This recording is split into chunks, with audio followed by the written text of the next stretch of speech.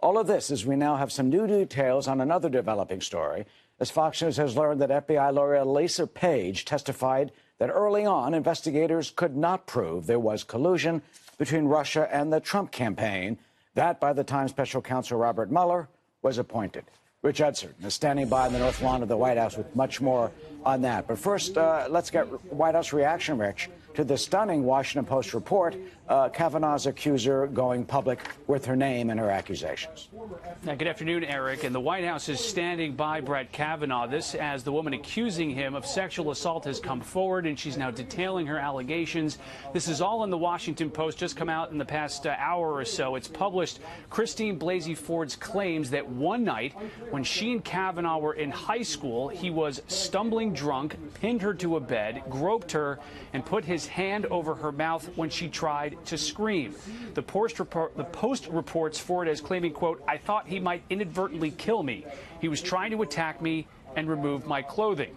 Now, the White House Principal Deputy Press Secretary Rod Shaw tells us that, as the story notes, we are standing with Judge Kavanaugh's denial.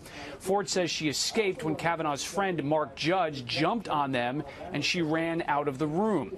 Last week, Judge told the Weekly Standard that it's absolutely nuts. I never saw Brett Kavanaugh act that way.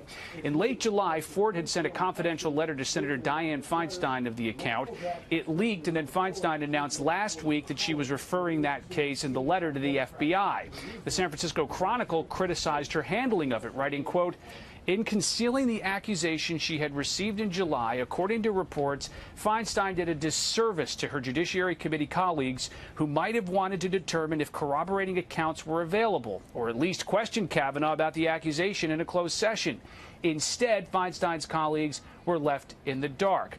Now, Feinstein has just come out with her own statement responding to all of this. She says it has been Ford's decision on whether to come forward, that she respects the timing of that she has referred this now to the FBI, and she believes that the FBI should conduct an investigation before the Senate continues to move forward on Kavanaugh's nomination, Eric. Yeah, we'll likely hear a lot more about the story and Mrs. Ford's accusations as the week rolls on. Meanwhile, the president has been focused on the Mueller investigation. Is that so, Rich?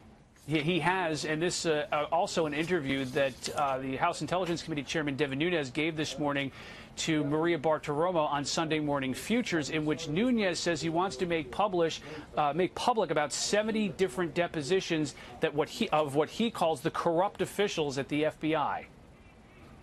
I think full transparency is in order here, so I expect to make those available from our committee to the American public here in the next few weeks.